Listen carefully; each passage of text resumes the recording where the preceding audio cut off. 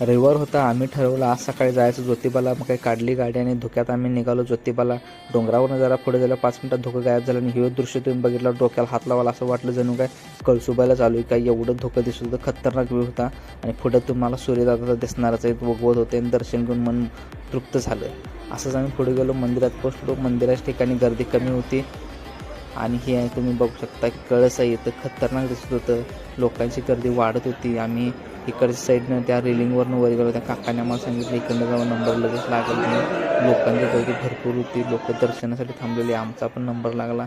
हे बघा मंदिर गुलाला न्हावून गेलं आणि हा तुम्हाला कळस बघा मिळेल. कळस बघताना डोक्यावर टोपी माझ्या खालीच पडली. दर्शन वगैरे एकदम खतरनाक झालं. मग आम्ही आलो कोल्हापुरात आल्यानंतर शाहू महाराजांचं दर्शन झालं. शाहू महाराज दर्शन घेऊन झाल्यावर आता लागली होती भूक. मग काय सवरला म्हणलं घ्या राजारामपुरीत. आम्ही राजारामपुरीत आलो, नाश्ता केला आणि रूमवर जाऊन ताणून दिलं.